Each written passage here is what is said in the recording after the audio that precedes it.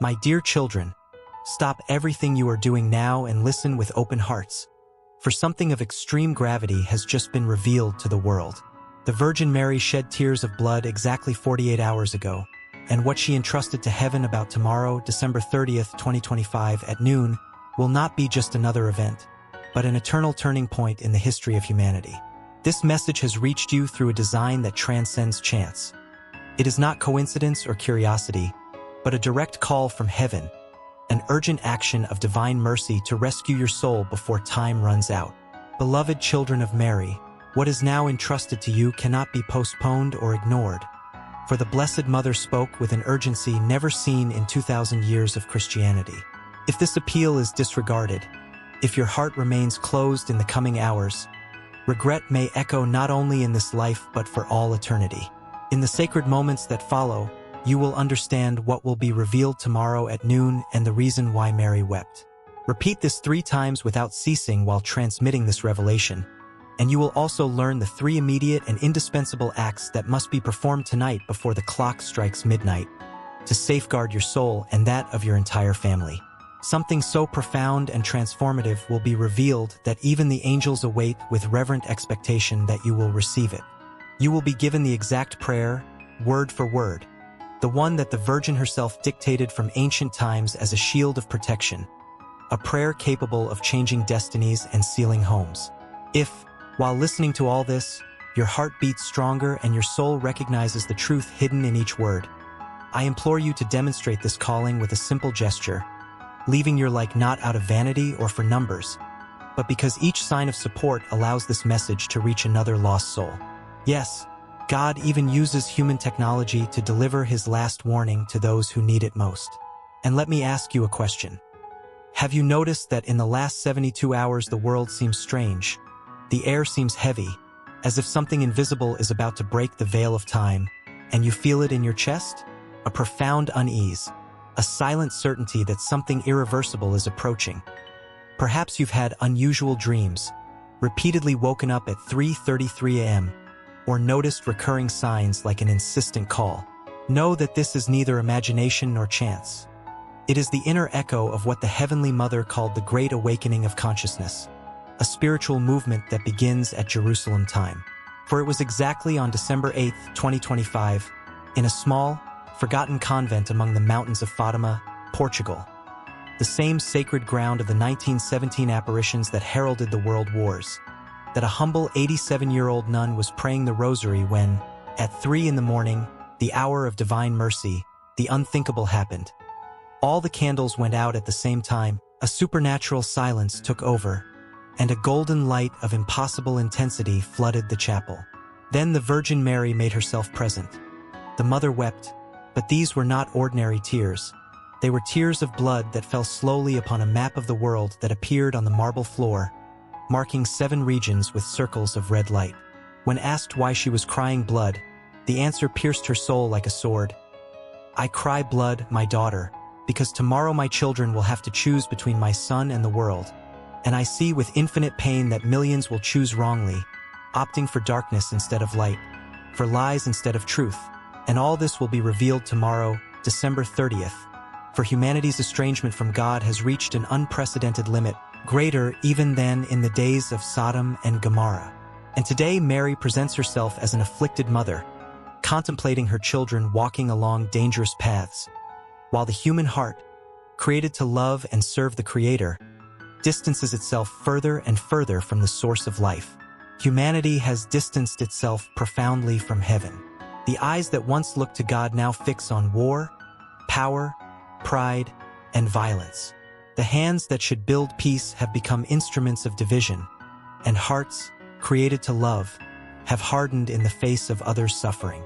I see a world that grants a place of honor to technology, not as a tool for help, but as the master of many hearts. Many no longer know how to silence their souls, no longer know how to listen to the voice of God, because constant noise occupies every inner space. Haste governs decisions. Appearances are worth more than truth, and immediacy stifles hope. Thus, my children, the sense of the sacred is lost and eternity is forgotten. Carnal desires have been exalted as the supreme law, and everything that demands renunciation, fidelity, and commitment is rejected.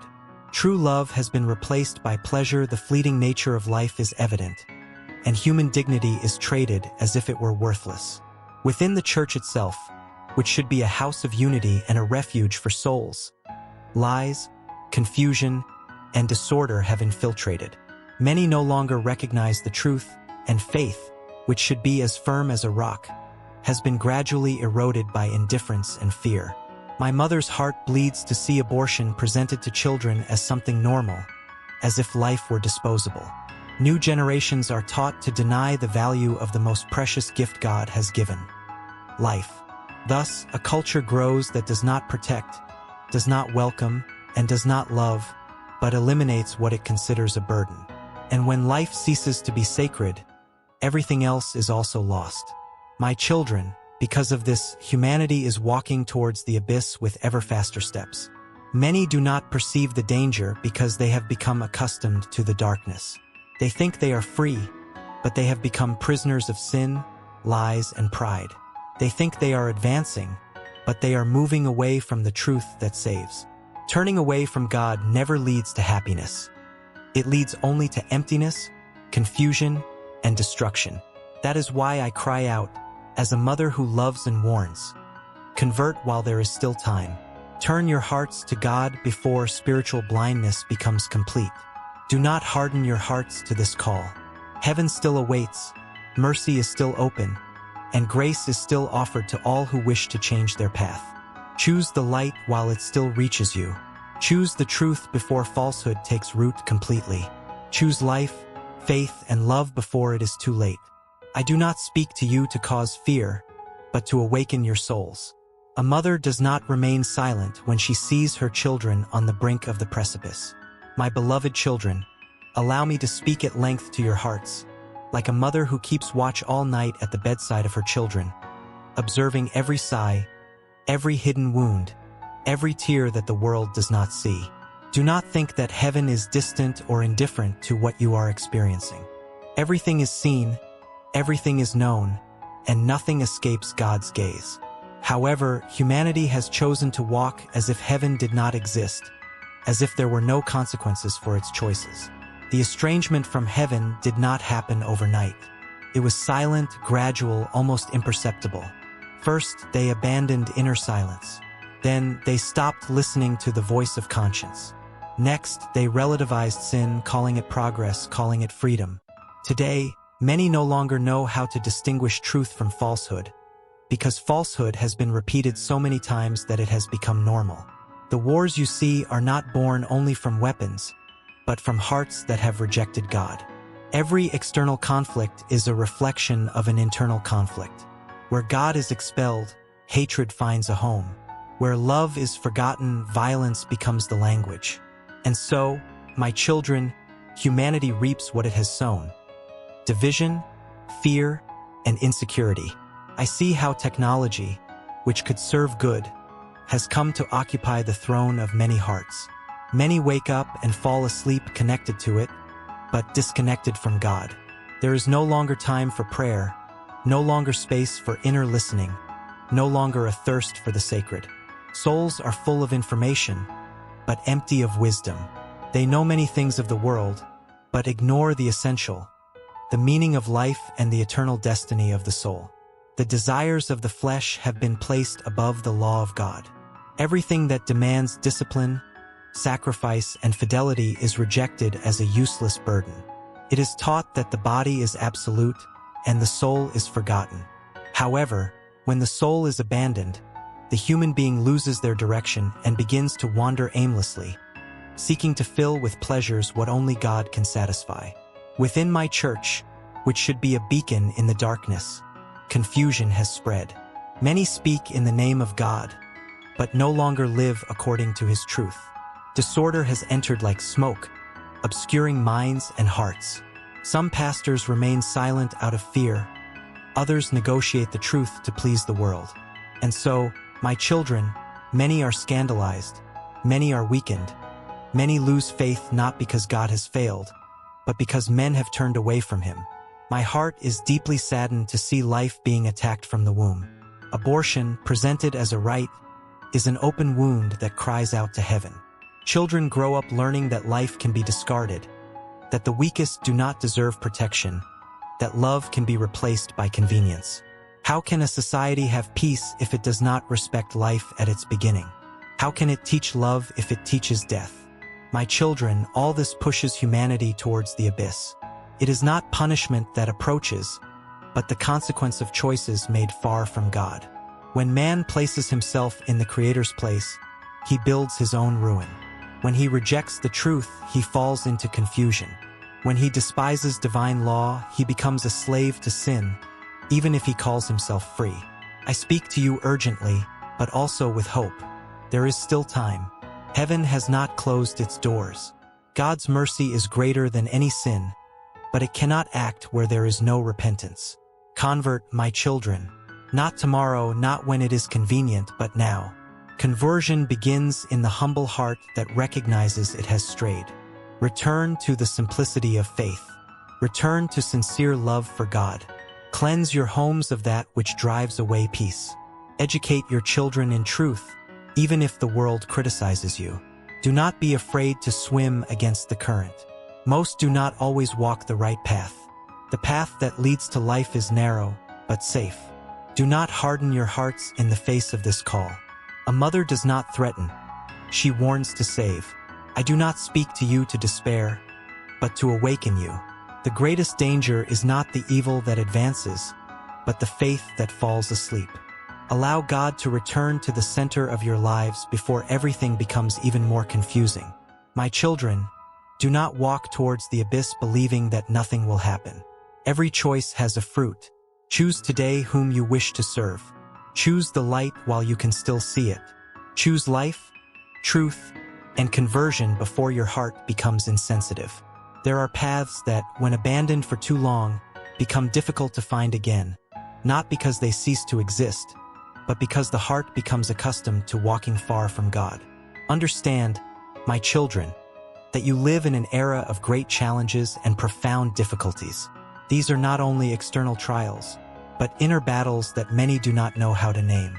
It is a time when faith is tested, when truth is fought against, when good is ridiculed and evil disguises itself as normality.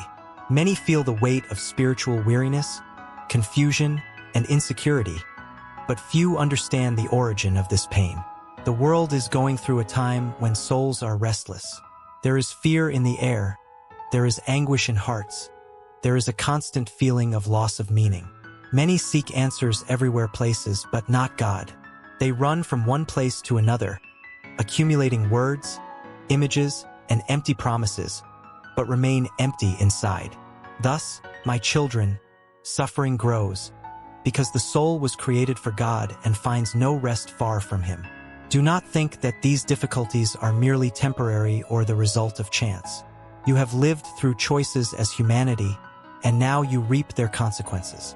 When God is removed from the center of life, everything becomes disorganized.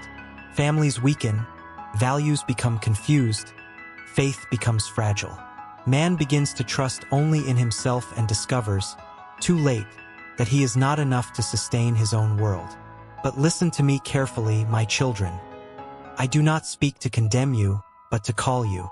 Come to me while there is still time. A mother knows danger before it becomes visible to her children's eyes. I see evil advancing silently, infiltrating thoughts, decisions, homes, and even hearts that were once firm. I see how it divides, cools love, and weakens faith. Our Divine Mother reveals to you that this evil acts not only through force, but also through the seduction of lies. It confuses, relativizes, makes sin seem small and conversion seem unnecessary. Many no longer realize they are straying from the path because the departure was slow, almost comfortable. And when they realize it, they already feel too far away to return. That is why I tell you, come now. Do not wait until you feel completely lost. Faith is not for those who consider themselves strong, but for those who recognize their fragility. Approach with humility, even full of doubts, even tired, even wounded. A mother does not reject her returning child, even if covered in dust and fear. Have faith, my children. Faith does not eliminate challenges, but sustains you in the midst of them. Faith does not prevent the storm, but prevents your hearts from sinking. Even when everything seems dark, God continues to act. Even when you do not understand, heaven does not abandon you. Difficulty is not a sign of defeat, but an invitation to trust. Do not allow despair to take root in your souls. Evil is strengthened when it finds hearts without hope. Remain steadfast even if you are few. The world may laugh at faith, but faith will save those who persevere. Do not follow the crowd simply out of fear of being alone. Often, the path to salvation is silent and solitary, but it leads to life. My children, hear this call as a final warning of love. Do not harden your hearts. Do not postpone conversion. Do not despise the signs that heaven sends you. The times you live in demand decision, courage, and living faith. This is not a time for neutrality, but for choice. Come to me. Allow me to lead you back to the safe path. It is still possible to return. There is still light. There is still hope. But it is necessary to respond now, while your heart still recognizes the voice of the Mother who calls you with love and truth. My beloved children, listen to me with open hearts and silent souls. Come to me before the confusion of the world becomes so dense that you can no longer recognize the way back. Come while you still feel this inner calling, while there is still within you a holy restlessness that reminds you that you were not created only for this earth. Many walk today without realizing that they have strayed, because the straying was slow, disguised as progress, modernity, and false promises of happiness. Understand, my children, that you live in an era of great challenges and profound difficulties.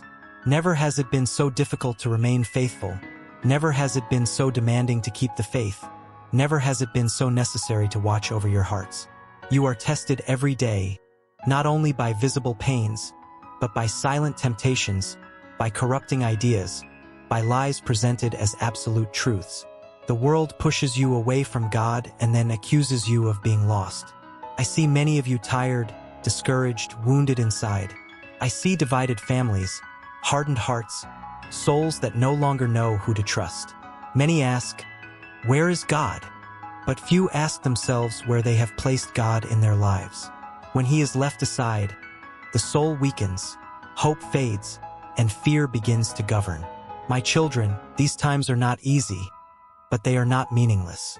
They are times of trial, of separation, of decision. That which is true begins to stand out from that which is false. That which is living faith is distinguished from faith in words alone. Many who claim to believe abandon the path in the face of difficulties, while others, silent and unknown, remain firm, sustained by grace. Do not be afraid of the intensity of the challenges. They do not exist to destroy you, but to reveal where your heart truly lies. The evil that manifests in the world is not greater than the power of God, but it takes advantage of the weakness of faith. It grows where it finds indifference, prospers where it finds pride, and strengthens itself where it finds hearts that no longer pray, that no longer trust, that no longer hope. Our Divine Mother reveals to you that this evil acts cunningly. It does not always arrive with violence, but with deceptive gentleness. It teaches relativism, to negotiate values, to postpone conversion. It whispers that there is still time, that it is not so serious, that God will understand everything without interchange. Thus, many turn away believing they are still on the path, when in truth they are already walking on the edge of the spiritual precipice. That is why I tell you with a mother's insistence, come to me now, not when everything is resolved, not when the pain passes, not when you feel worthy. Come as you are. The greatest danger is not falling, but remaining fallen without asking for help. The greatest mistake is thinking you can return alone after a long absence. The longer you postpone it, the harder it becomes. Have faith, my children. Faith is not the absence of fear, but the decision to trust despite it. Faith is remaining standing when everything invites you to give up. It is continuing to believe when the signs seem confusing. It is holding God's hand even without understanding the path. Those who persevere will not be confounded. Do not allow despair to take root in your hearts. Despair does not come from God. It paralyzes, obscures, and closes the ears of the soul. Hope, on the contrary, opens paths even in the midst of ruins. And this hope is born from the confidence that God remains in control, even when the world seems out of order. My children, take care of your souls seriously. The time you live in does not allow for a superficial faith. It is not enough to say you believe. You must live as one who believes. Protect your homes, your thoughts, your children. Do not surrender your hearts to everything the world offers without discernment. Not everything that glitters comes from the light. Do not be ashamed of your faith. Do not hide it to please the world. The world passes away, but the word of God remains. Those who mock faith today will seek answers tomorrow, and few will know how to offer them. Be steadfast, even if you are few. God has always begun great works with small faithful remnants. Come to me, my children. While you still hear this voice, it is a sign that heaven has not given up on you. There is still a way, there is still a return, there is still mercy. But do not harden your hearts. The call is one of love, but also of urgency. The time for decision is now. Seek the divine grace of your Father, the source of all life, and of my Son, Jesus Christ, who gave himself out of love so that you would not walk in darkness. Many seek only human solutions to problems that are spiritual. They try to heal deep wounds with flimsy patches, and therefore continue to bleed inside. Only God's grace is capable of restoring what sin, fear, and indifference have wounded. Pray, my children, because prayer strengthens where everything seems weak. She illuminates decisions, calms thoughts, orders feelings, and returns to the heart the peace that the world cannot give. A soul that prays does not walk alone, even when everything around seems to crumble. It remains standing because it is sustained by heaven. Seek divine grace with humility. Do not approach God as one who demands, but as one who recognizes their need. Pride closes the doors of grace. Humility throws them wide open. When you recognize your limitations, God acts. When you admit that you have strayed, He welcomes you. When you take a step in His direction, He runs to meet you. My Son, Jesus Christ, is the living source of this grace. In Him is the truth that liberates, the love that heals, the forgiveness that restores. Do not keep Him on the margins of your lives. Do not seek Him only in moments of pain, but place Him at the center of everything. Where Jesus reigns, evil loses power. Where Jesus is welcomed, hope is reborn. Pray also for your families, for your homes, for your children. The world tries to mold hearts from an early age, distancing them from God without them realizing it. Prayer protects, strengthens, and creates deep roots of faith. A home that seeks divine grace is not free from trials, but remains firm in the midst of them. My children, do not despise this simple and powerful call. Prayer not only changes circumstances, it transforms the heart of the one who prays. And a transformed heart begins to see with God's eyes, to choose more wisely, and to love more truly. Seek divine grace while there is still time. Do not delay this return. Heaven is open, mercy is available, and God's love has never been withdrawn from you. Pray, seek, persevere. It is on this path that you will find strength to face these times and light so that you do not get lost in the darkness. Seek the divine grace of your Father, because only He knows what goes on in the deepest part of each heart. Many carry pains they cannot express, guilt they hide, fears they silence. The world teaches you to disguise these wounds, but God invites you to present them truthfully. Grace does not humiliate, it uplifts. It does not accuse, it restores. It does not condemn, it transforms. Seek also the grace of my Son, Jesus Christ, who knows human suffering because He assumed it out of love. He knows what it is to be rejected, misunderstood, and betrayed. He knows the weight of the cross that many of you carry in silence. When you approach Him with confidence, you do not find judgment, but mercy. You do not find distance, but living presence. My children, understand that without divine grace, the human heart becomes fragile in the face of the temptations of this time. Evil imposes itself not only through violence, but through spiritual weariness, through routine without God, through the loss of the habit of prayer. When prayer is abandoned, the soul becomes vulnerable and discernment weakens. The enemy finds space where there is no longer vigilance. Pray, because prayer keeps the flame of faith burning even when everything around seems extinguished. There will be times when you will feel no consolation, when prayer will seem difficult and even useless. Do not be discouraged. Prayer in these moments is even more precious, because it is an act of fidelity, not of sentiment. It is in prayer that God acts in silence, molding the heart, strengthening perseverance. Seek divine grace also to learn to renounce. Many want the fruits of faith without accepting the path of conversion. They want peace without change, light without abandoning sin, hope without trust. Grace teaches you to say no to what separates you from God and yes to what builds life. It does not take away your freedom, but liberates you from the slavery of error. My children, this time demands firm and vigilant souls. It is not a time for a superficial faith, supported only by words. It is a time for deep roots, nourished by constant prayer and the sincere search for grace. The world will try to ridicule faith, presenting it as weakness or backwardness. Do not deceive yourselves. True strength springs from a heart united with God. Pray for yourselves, because no one remains faithful solely through their own strength.